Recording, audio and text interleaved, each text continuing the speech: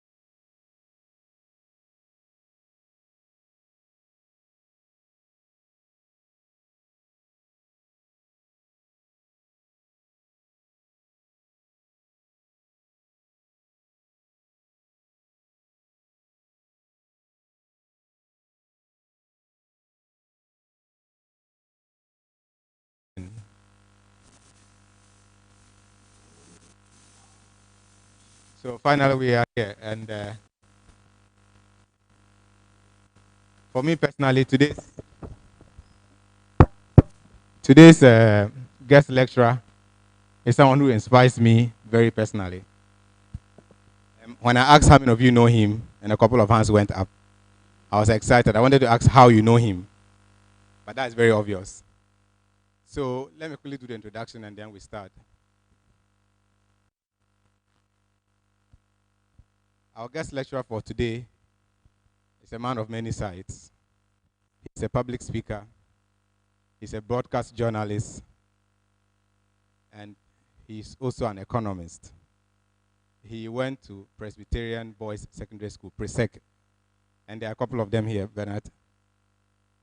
From Presec, he attended the University of Ghana. He studied economics and statistics. He has an MBA in marketing from the Warwick Business School in the UK. Without much ado, ladies and gentlemen, put your hands together and let's welcome Bernard Avle.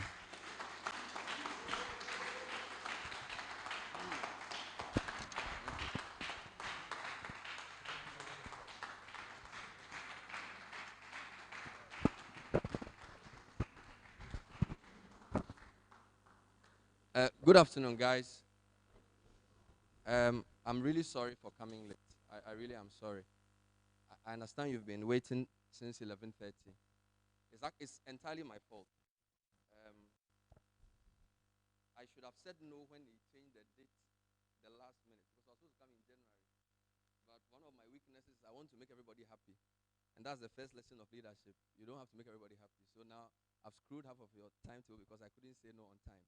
But forgive me, we'll have a good time. So, Eugene, thank you for inviting me. I was originally supposed to be here 15th January. Yeah, that was the day I was preparing for. So today is a bit like and then I'm also a bit under the weather. And I'm even afraid to take the COVID. I don't know I don't know what it is, but it's like there's a lot of people getting cold around me. So I'll keep the mask on. Just forgive me. I'm supposed to talk about leadership and media. And so I really like to talk about my life because I feel leadership is not like some theory to be learned. You know, and of course, do you teach leadership? Is that your course? Spoil his work. So they teach leadership, but I feel when they invite somebody like me from outside, I really just have to share what I've done, where I've been, because I think leadership is experiential, right? So I will talk about who I am, what I've done, talk about some of the ups and downs. Hopefully,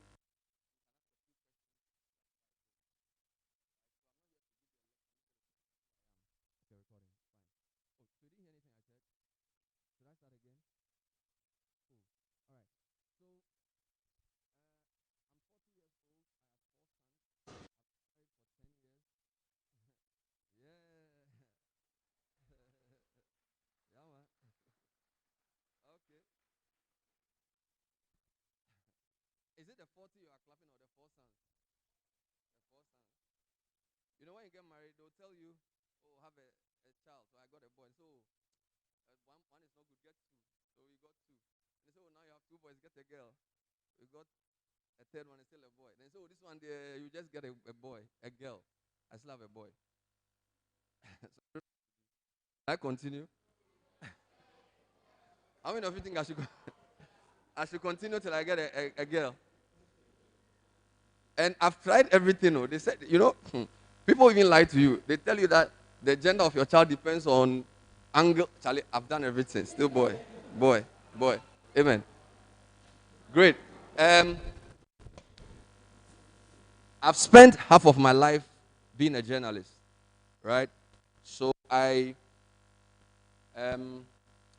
never considered myself a leader because when I was growing up, leadership was about post. So when I was in UPS, I went to University Primary School in Legon in 1985. I was 4 years old. I was very young and I was very skinny. If you think I'm skinny, I was more skinny than So I don't have anything against UPS. But when I was growing up, to be a prefect, you either have to be very smart or very strong. And I was neither. Do you understand? So if, for example, section prefect, you have to be big. Compound prefect, because you have to discipline the guys. Or you have to be first, second, or third. In fact, from nursery 1 to JSS 3, I was awarded a prize only twice, class 3 and class 4, right? So I'm not a shark. Class 3, I was 8th in a class of 40 something. Class 4, it was good progress for coming from the back to the front. So I didn't really qualify for leadership in that sense. In my family, my father has 8 kids. There are different women involved, and I'm the 7th of the 8th, so there's no leadership there too, right? Then, in terms of size too, in my class, I wasn't that big. So I was never a prefect. So I always thought, as for me, I was just a talker. That's how I conceive leadership, or that's how I perceive leadership, right? Then I went to Presec. When I got to Presec, luckily 3 of my brothers had gone there already. And there was this like reputation that the Avles, they are sharks. Do you know that sometimes when people think you are good, you actually become good? Oh yeah, like one of my brothers was really good. He got 4 A's at A level. So all the geography teachers assumed I was very smart. And I think they marked me on the basis of their assumption that if this is the Loveless brother, he's very intelligent. So I was actually the best geography student at Presec in my year group. Yeah, it's unbelievable. So, but I was. So then the plan was that my brother, who was my hero, he got 4 A's at A level. And 4 A's at A level is very tough. The man who founded this university, who is the president, Bagon Luri, he did A level, right? If you get 4 A's at O system A level, you are very smart. So he had gotten a scholarship to go to the US, so I wanted to do the same. But I didn't get a scholarship. So I went to Legon with a vengeance. Like, Charlie, this lack of scholarship things annoy me. So I went to Legon, studied economics, geography, and mathematics at Presec. Had wanted to really fly, as we used to say. We used to go, I want to fly. I wrote SATs. I got 5 A's out of 7 subjects in my year. So it wasn't that bad. Like, I couldn't get a scholarship, so I couldn't go. So when I got to Legon, I was basically like learning by vengeance. It's like, Charlie, I'm disappointed. Let me just move. Cut a long story short, somebody invited me in my first year to go and do a debate. And this is my life story. So basically, it's like 2nd month in the first year, my friend Leslie Ajavon, who was my mate from Presec, said that there was a radio show where they had a debate. So it's a guy called DJ Black. How many of you DJ Black? DJ Black, yeah. So DJ Black was also in a show called, what's the show called? Weekend Teaser, right? And Weekend Teaser is a music show, entertainment show, but they had a 10-minute segment where you have a debate. So because I was in the debaters club at Presec, Ajavon said, Charlie, they're looking for somebody desperately to do the debate this Friday. And he told me on Thursday, because the person they chose had bugged out. So I go to Radio Universe. This is level 100. I think I'm 19 or so. And I'm supposed to debate Araba Sam Anan. Araba went to Gehe. How many Gehe people are here? Nobody went to Gehe here? Yeah. Araba went to Gehe, and he's a proper fancy, speaks good English, right? And I'm supposed to debate Araba on, and this is the topic, men and women who are more promiscuous in relationships. That was the debate topic. Can you imagine? And as if that was not bad enough, this was the topic. So basically, you are going to argue for 10 minutes on that subject, and people will call, right? I chose, can you imagine what I chose? I said women are more promiscuous. Can you imagine? Charlie, the woman finished me to the extent that even when men called into the debate, they said, Charlie, this man knows that he's lying. So even when Black opened the phone lines, even the men who said, Charlie, you don't have a point. Because we know that we are polygamous, we are promiscuous. So I lost the debate. All right? But I was very argumentative. I said the DJ Black wasn't fair. I was arguing. The radio station, Francis Anka, who was the deputy MD, said, you cry, who are you? I said, oh, I'm Bernard, I'm level 100. I said, what do you do? I'm doing economics. I said, do you want to be a journalist? I said, I've never thought about it. He says, okay, if you are free on Monday, come. We'll train you to be a broadcast journalist, right? So I was like, why not? Because I didn't have an ambition to be a journalist. I'd never thought or prayed about being. It was not even in my scale of preference. When I was in secondary school, I wanted to work at the World Bank. I wanted to be the chief economist of the World Bank. That was it was a serious ambition. You don't know. I'm serious. I wanted to be the chief economist of the World Bank. So I got into Radio Universe purely by accident. I lost the debate, but I got a job. Araba is still my friend. She wasn't interested in radio. So that's the phase 1. Now, do you know that it's possible that there's something you were made for, but you wouldn't know until you meet it? How many of you have had that experience before? There's something you actually like, but didn't know you liked until you actually tasted it. No, I don't like the smiles on your faces. That's not what I'm talking about. So, guys, Even though I didn't have an ambition to be a journalist, for the 4 years I was on campus, I think I enjoyed going on radio more than even going for lectures. But I never missed a lecture, right?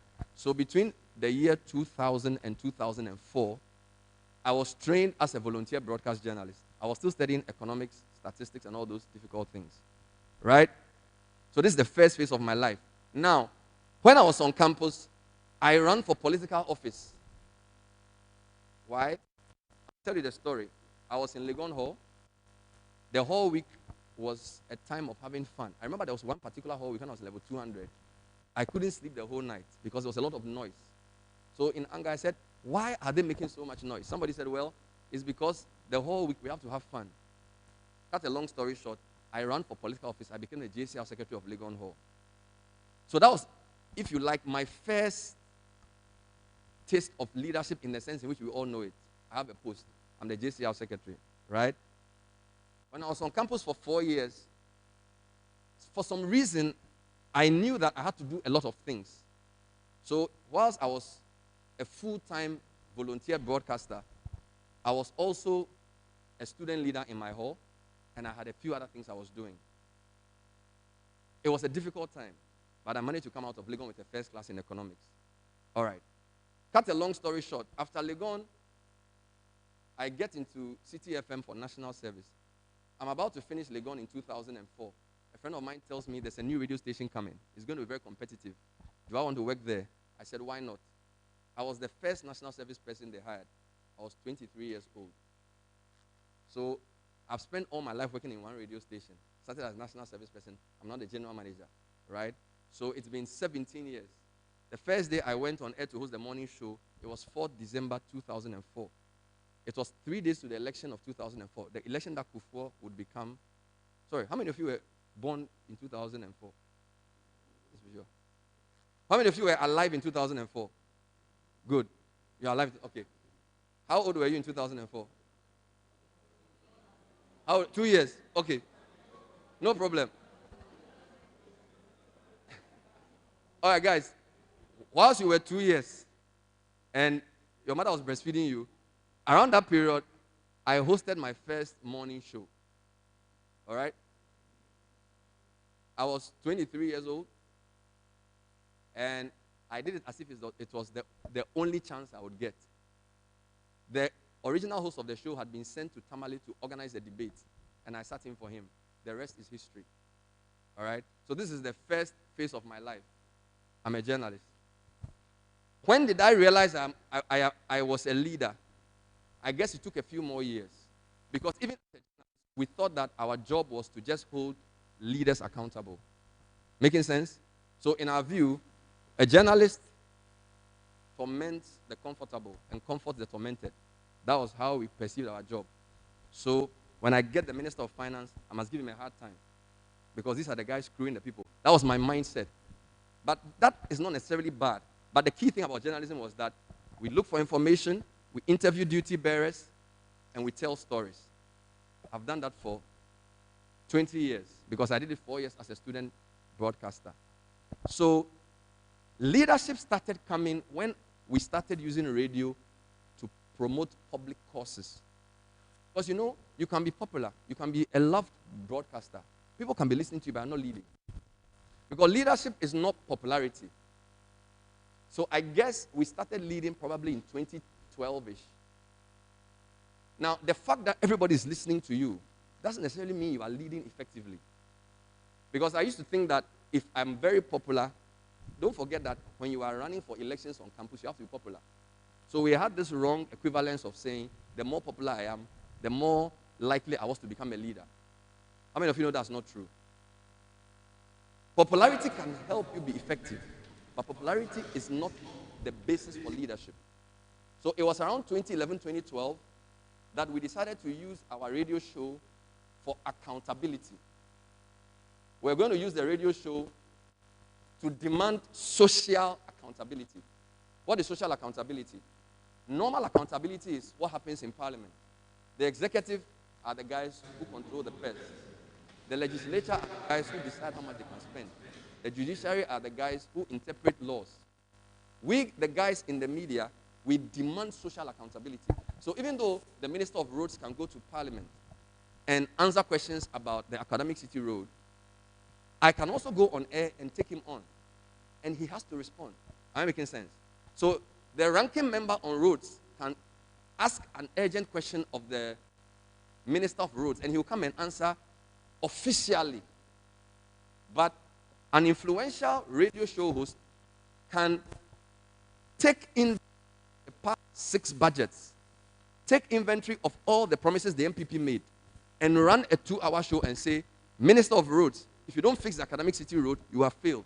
And I'll open the phone lines and I'll give him a tough time. So even though I'm not officially in position, I don't have a post in Ghana government. I don't have a post in Ghana government. I'm leading. Because what is leadership? It's influence. Influencing positive change. Right? So my concept of leadership is not really positional. It's more influencing behavioral change. And I feel the media is the best place in our time to do that. Why am I saying this? In the past 2 decades, the most important phenomenon we've seen is the growth of the 2 words. 2 words, there are 2 words which are more important today than they were 50 years ago, in my view. The first one is social, and the second one is network. The first one is social, the second one is network. In the past, leadership was about hierarchies. This is the boss, this is a subordinate.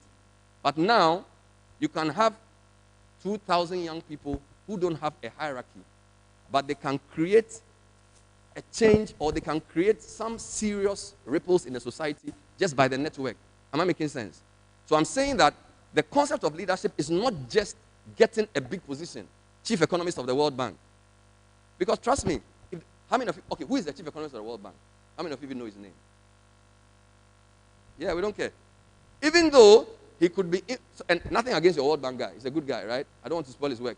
I'm just saying, the fact that he's the chief economist of the World Bank doesn't mean so much to you. Do you know what I'm saying? His policies may well influence you. I think that where we are in this world, the network is critical. Now, where is media's role?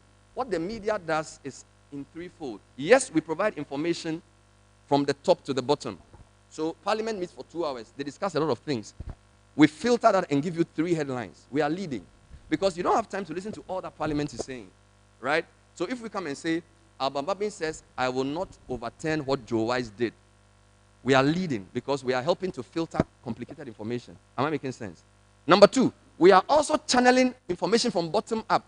Because if you call into my show or send me a text message and say, I live at Adjringano and our water hasn't run for 6 weeks, I can call the Ghana Water Company guy and say, hey, what are you doing to the guys at Adjringano? Why don't they have water?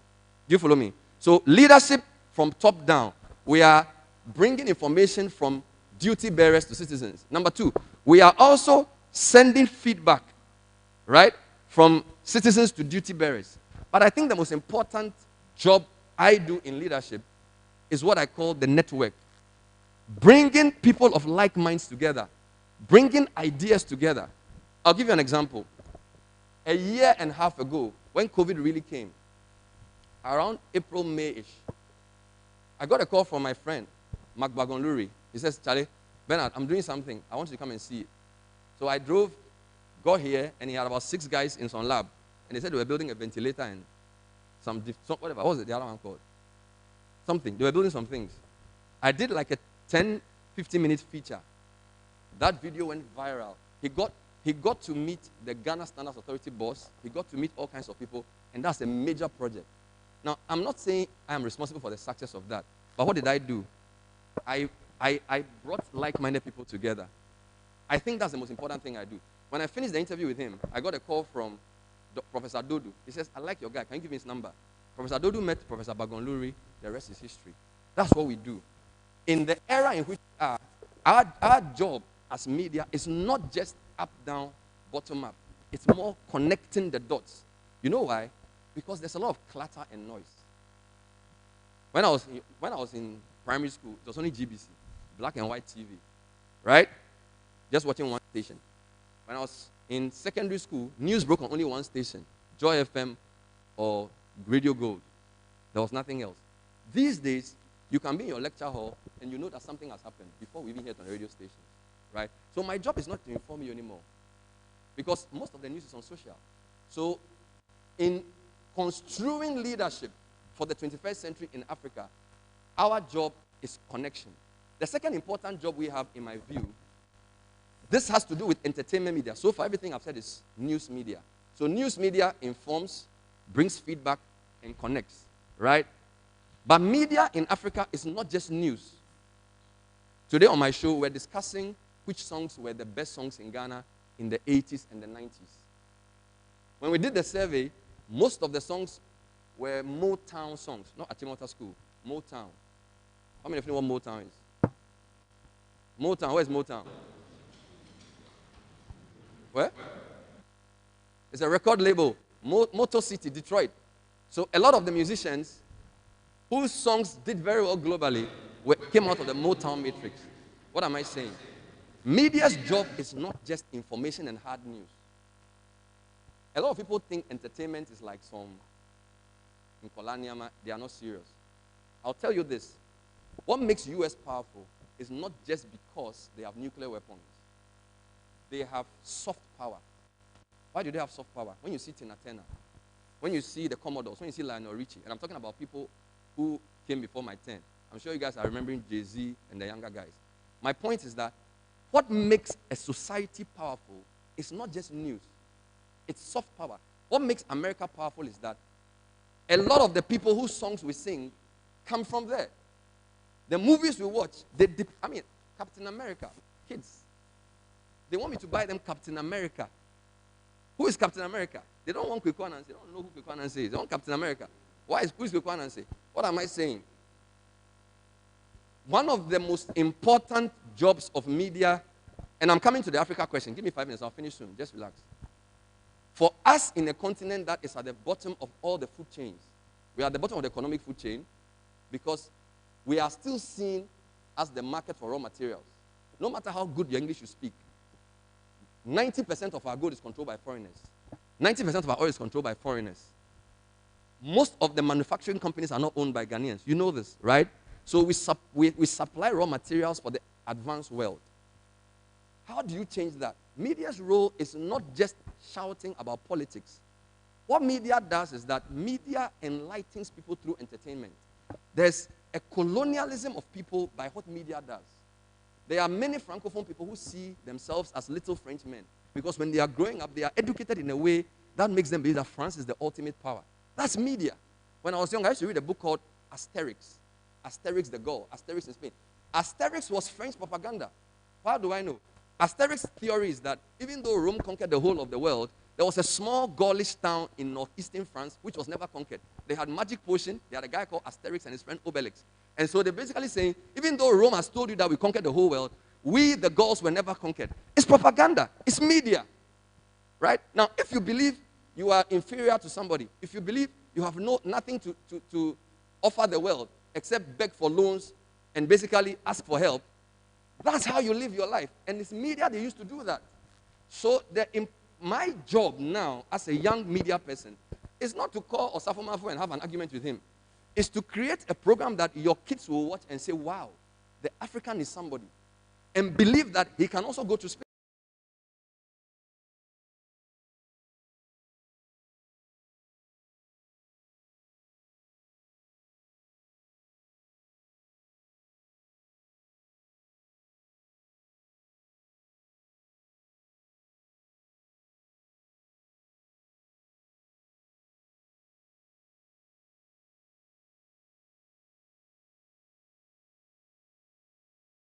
Media is control. And the control is not zombie control. It's subtle control. Right?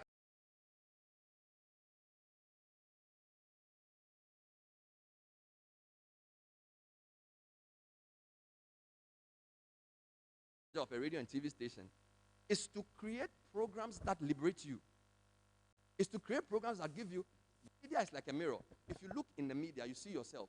If every day you see Africans begging, if every day you see Africans sick, every day you see Africans mismanaged, that narrative will feed into your subconscious. And even though you're in a class with 74 people from different parts of the world and you are the smartest, you will not have the confidence. When I went to do my MBA in the UK, we were 72 in the class.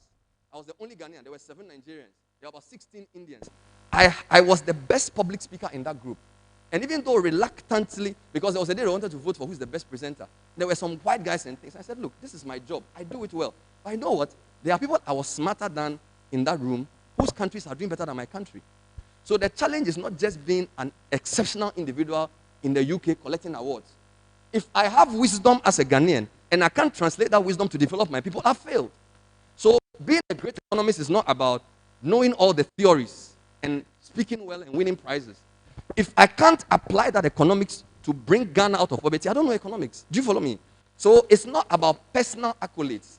So our leadership challenge is to translate the knowledge we have to lift our people out of poverty. And that's my job as a media person. So that you will not just watch Sky News and be cheering for Lewis Hamilton or follow only Liverpool, but also Hearts of Oak. Am I making sense?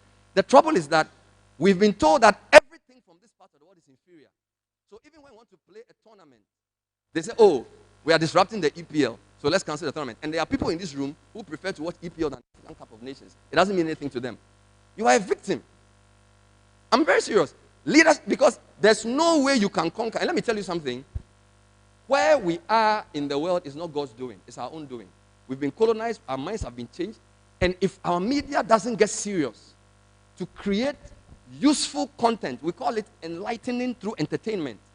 No child is told that a white man is better than a black man. But they subtly see it in the heroes. The blue man is always white. So they don't tell you that America is the best, Ghana is worst. They will just show Captain America appear from the moon. Bang! So in his head, and you may sit here thinking that I'm smart, I went to a great school, I know everything. The generation you are going to lead, they think like that.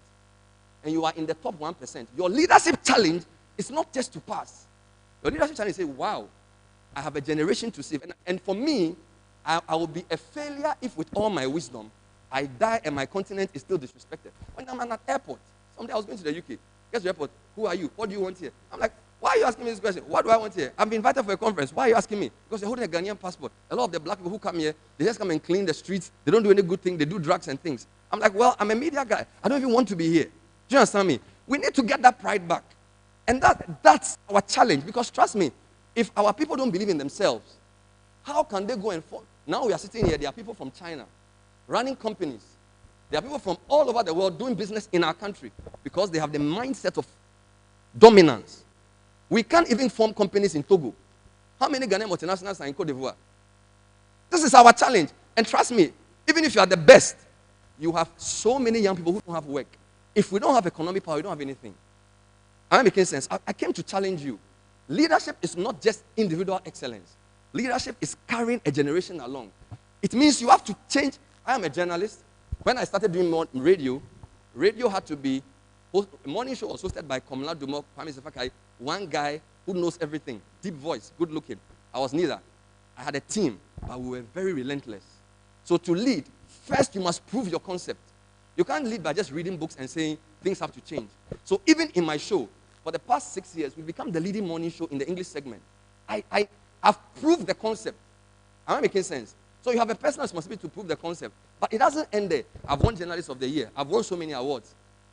Does that mean I'm successful? I'm not. The media is still not doing what it's supposed to do. So to transcend from success to significance, I must now say, okay, how do we get the next generation of journalists in Africa to become connectors? How do we get them to become creators of good content? How do we get them to do films that show who we are as a people? That's my challenge. So when I come to a university like this, I say, look, if you have any talent in multimedia, if you have any money in entrepreneurship, don't just invest in a coconut farm. Please think about media, creatives. Nigeria, we laugh at Nigeria. We say Nigeria, they are corrupt. They produce over 4,000 movies a month or something. Something crazy like that. Now their music, we are all talking Igwe and things. That's how you do it. I'm not saying Nigeria is the best way to do it, but they have found something I like. I like something about Nigeria.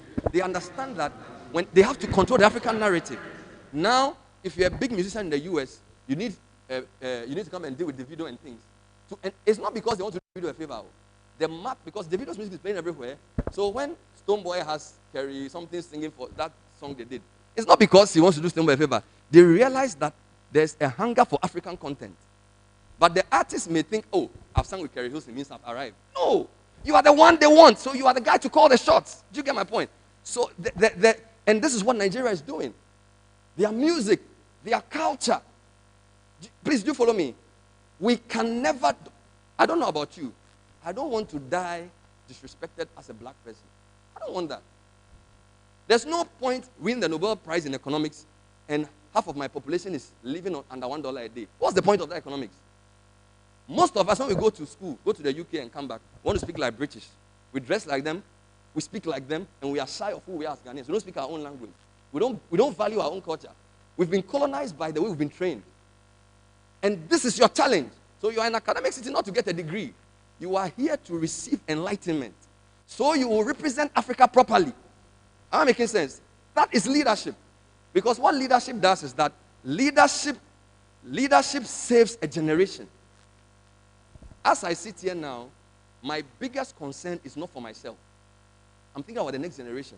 The journalists who take over from me, can they maintain the standard? They have to do better than me.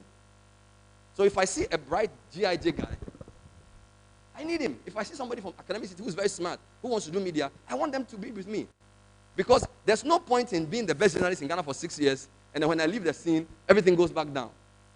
Do you follow me? So that's the legacy side. So I want you to become aware of the world we are in. Please, am I making sense to you guys?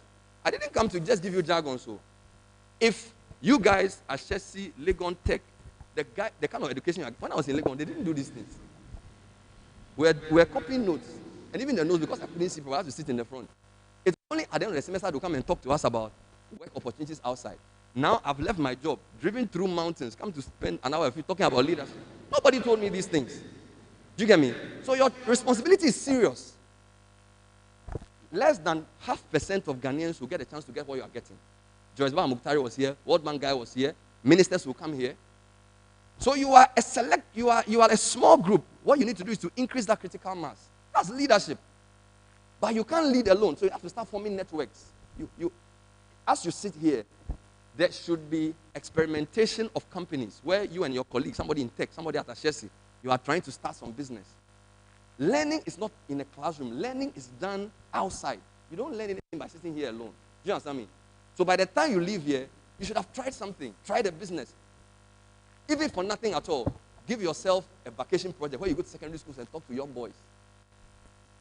Just give yourself every vacation. Volunteer. That's how you grow leadership. Because the more you do things, the more you start getting the right sense. You know why? Because a leader's first job is to define reality. That's the leader's first job. Now, if the people who follow you don't know what is real, if they don't understand, if I'm a president of Ghana, I can't go and tell Ghanaians that, oh, everything is okay, we are doing well. We are not. We are disrespected. Look, they got COVID. They brought COVID to Ghana. South Africa has uncovered Omicron. Now they said they are doing travel bans. They don't respect us. The fact that your father has a lot of money and he can go to holiday anywhere doesn't mean you get any respect. That's the leadership challenge. Our challenge is respect. That's what Kwame Nkrumah said when he gave his speech. He said, now he wants us to show who the African personality is. That the world will know that the African is somebody. The Caucasian has shown it. Huh? The Arabs have shown it. Go to Dubai. The Chinese have done it. The Singaporeans have done it. When are we going to do it? When are we going to do it? When will they come and also study our system? South Korea did it. Singapore did it. Even Malaysia. For heaven's sake, Vietnam with all their war, check out their GDP. Which is why when I see media spending all our time looking for the latest scandal, somebody insulting someone who slept with who. I mean, last month or so, there's some lady, they say Papa knows something. It just said, you have a problem to solve as your society. In Kwasiasem, I'm social media. Are you serious? Today, they say one be if Schwarzenegger something, saying something. Then 2 days ago, some guy said he'll marry somebody. Unnecessary things in Kwan. Even if you are going to do entertainment, be subtle and smart about it. Liberate the people. Look, if you become president and your population is uneducated, you suffer. When you leave parliament, 20 of them will come sit in front of your office asking you for transport money. I didn't come here to condemn you. What I came to say is that you are the hope of the continent. So decide that you will be part of Africa's solution. Tell yourself you will not live an ordinary life. That's what I've told myself. I'm a journalist. That's what people call me. But my real passion is Africa. My real passion is leadership and change and respect. Respect. We need to be respected again. Am I making sense? When they do G20, they don't even invite us.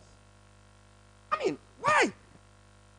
And what makes it funny, the whole West Africa, Ghana, Cote d'Ivoire, Nigeria are the leading economies. Then Burkina Faso and Niger, what are they doing? I mean, 10 years ago, Empire State Building had more megawatts of power than the whole of Niger. Are we tripping? Just one building in the US uses more power than the whole country. This is your challenge. This is your challenge, guys. So please, you are in second year, means you have how many years more? 2 years. I beg you in the name of the Lord, get serious with leadership. You don't need to run for position. Develop. Leadership is like a tree. What sustains the leader is what you do in secret, your roots. Read a lot. Travel if you can. Go to other African countries. Don't be aiming to go to London. Go to other African countries and talk to fellow Africans. I have friends in Kenya, I have friends in Nigeria. Discuss the continent with them. Network. We shouldn't all be running to US and China. There's nothing there for us. When you get a job in Tanzania, take it. Learn Swahili. Learn Hausa. That's how we are so divided. I mean, even in Volta region, which is where I'm from, if you are not Anglo versus something, they are arguing. Achim, Ashanti. Are we sick? They say MPP, Achim versus Ashanti. You think you can rule the world if even in the small Ghana, they say, the Achims are in power. Oh, this. You think? Let's stop that, okay? Let's stop that. I think there's no way the continent will change if the young people don't rise. And that rising is not with guns. It's rising to say we will no longer be disrespected. We will not take the kind of system they've given us. And to say that, we'll prepare ourselves. Because when you emerge as a leader and you have no roots, they'll cut you down. Do you understand? So you need roots. So I'm not saying go and stand in front of Flagstaff House, the megaphone, and say, Akufo-Addo, you have failed. They'll just arrest you and slap you. Don't do that. But understand Ghana's political history. Understand the difference between the UP and the CPP. Understand the problem NDC and NPP have caused. And start strategizing to solve it in your time. Start talking to people. When you are an Ewe, don't do only steady group, only Ewes, Ashantis. No. Deliberately people from other tribes. Because the politicians use that to divide us. MPP, Ashanti and Eastern, NDC, Volta and North. And we are also happily following. When you go on Facebook, if your name is FO, you insult MPP. If your name is Fifi, you insult NDC. No! Please, am I making sense? And all of this, we use media to reinforce it. We are letting the media divide us. Meanwhile, countries are moving ahead of us. Tribalism, unnecessary things. And even though we are young, some of us are even worse. 2020 election, you should see what people post. Just because his name is FO, so he supports NDC. Or he's from Kumasi, support MPP. Why? For what? Please, am I making sense or I'm just shouting? So my job as a leader is not to come and win awards. I am trying to build a media enterprise that will liberate our people. That will give them pride again. And we need creative people because now media is very, very sophisticated. We need people who are creative. Media is not like engineer. A lot of you, lawyer, engineer, doctor, it's fine. But to really change the world, we must change the narrative. I'm not saying we don't need doctors. People who change the world, who define culture. I mean, look at Manifest. I went to Manifest. When I was in UPS, Manifest was 2 years behind me. He's called Ametefe Chikata. We used to live at Medina. I was at Okanse Junction. He was at Akosombo Junction. 2 junctions. From class 1 to JSS3, Manifest was never second. He was always first. His father was Chachu Chikata. His mother is the daughter of Professor Nketia. He was a good student.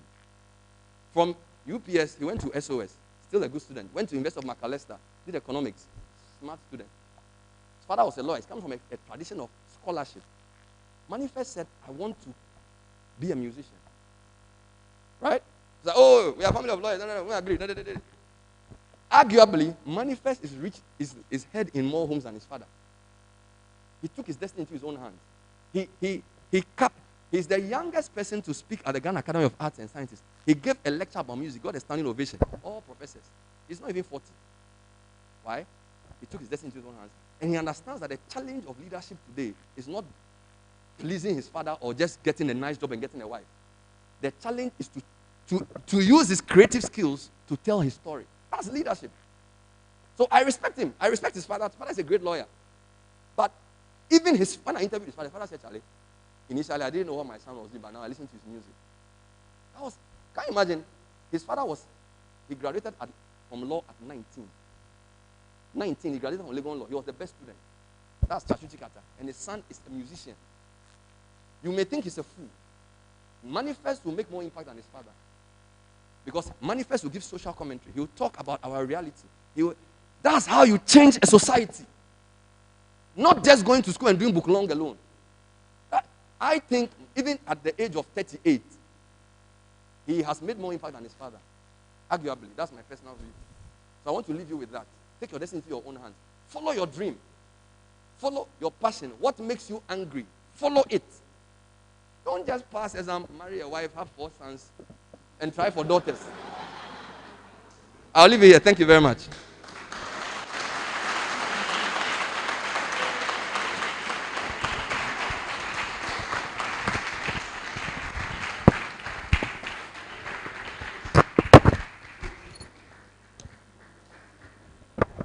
Thank you so much. I'm sure you are all inspired. So, as we do every week, Bernard, we'll just take a few questions from the students and then you answer them. Then we call it a day. So, class rep, if you have any question, please raise your hand. Any questions? Thank you.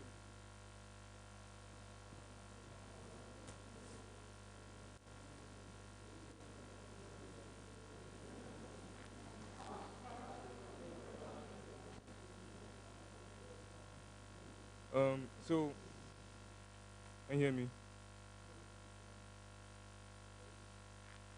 Can you hear me now? All right, so my question is, with news broadcasting worldwide, the norm is it's either these big corporations, CNN, BBC, Al Jazeera, Sky News, that we go for worldwide news. But at times, or most of the times, they are biased with African news. An example is the ongoing war in Ethiopia, where they are supporting the TPLF rebels. When the matter of the fact is that the TPLF are actually terrorizing the Ethiopians. And we also saw a protest from the Ethiopians banning CNN and other like BBC and other news corporations. So what do you think we as Africans can do to counter or tackle these corporations? All right. Thank you for your question. What you're saying is very true. Media is not just media business, right? So as you said, at the highest level, there's agendas that are being pursued by large corporates. All right, that's great. But it goes back to the thing I said. As Citi, we have relationships with other media houses. All right. So the idea I have, if it works, I should have a partner in South Africa, Newsroom Africa, Channels TV in Nigeria, where we have a network. The trouble is that there isn't enough capital for me to do a tenner, where I'll own a CNN for Africa in 25 countries, right? But there isn't just one way of doing it. If, for example, there's a station in Ethiopia that is a partner station to me, I won't just go on the BBC and read their version of the issue. I'll call the Ethiopian journalist, which is the network issue. So I think the way to work around that is for Africans, we tend to be very, I'll give you a very bad example. So in Ghana, most businesses are sole proprietorships. If you go to Registrar General, over 80%. I think it reveals a mindset of not wanting to share. Right? That's what the data tells me. Most finance for business is equity. It's debt, not equity. Again, it tells me that people don't want to share. Because in America, if I start my company and I value it at 1 million, somebody says, I'm going to give you X and take 10%. The guy says, no, it's for me and my children and my wife. Do you understand me? So we don't want to work together. We don't want to share. So we have local champions. And the local champions cannot counter what you just said. US, the way US is network media that controls it. Sky News, the guy is Australian, right? And there's a lot of capital. The other problem we have in Africa is lack of capital. But I'm saying work around that is to change this mindset of me, myself, and I. As I'm talking to you, we have relationships with media houses in different. We have a Kenyan partner, we have a South African partner, we have a Nigerian partner. We don't have an Ethiopian partner yet. Because also there isn't a lot of interest in Ethiopian news here like that. But it's a gradual process. So the way to work around that is to think of network media. It's a major issue. It's a major issue. We may not be able to form the CNN of Africa, but we can have a network of channel televisions all over the continent. That's how I see it. I hope I've made sense. Thank you.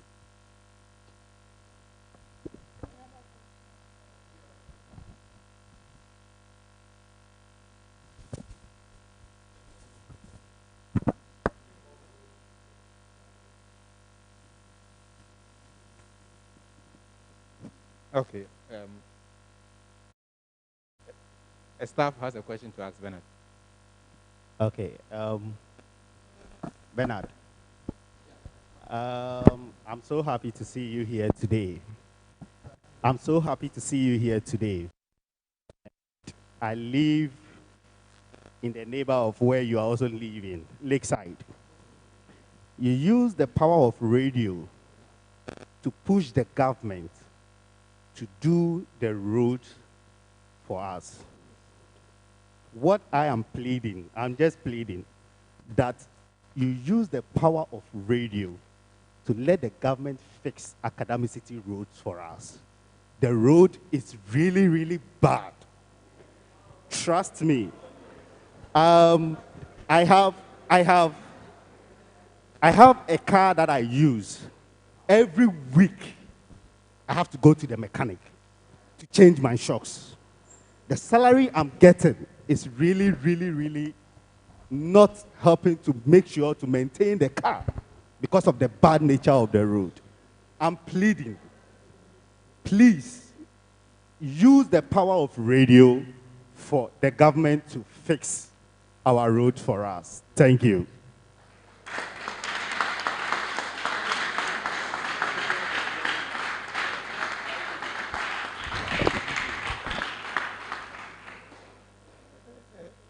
This is not a question. It's a charge. So I hear. I hear you. Thank you. Thank you. Yes. So, any more questions? Any more questions? Okay. So we'll call on Louisa to do the vote of thanks. Yeah. Please put your hands together for Louisa.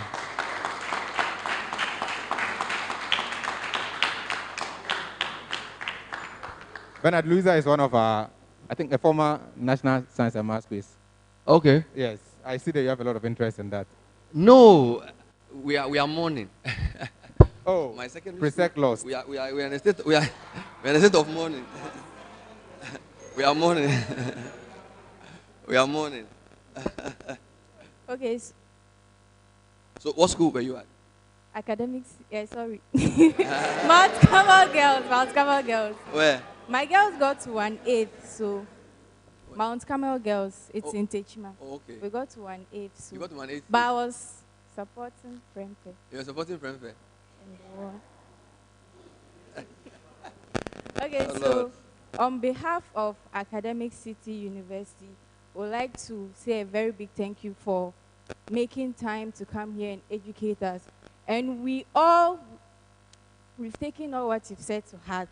And as future leaders, right, in our daily activities, we'll make sure to put what you said to action. So we say a very big thank you once again. And save the name.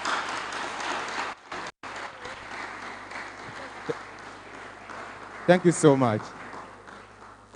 Yeah, so we'll all wait for Bernard to take his leave, and then we can all leave. For macroeconomics class, please, we are starting at exactly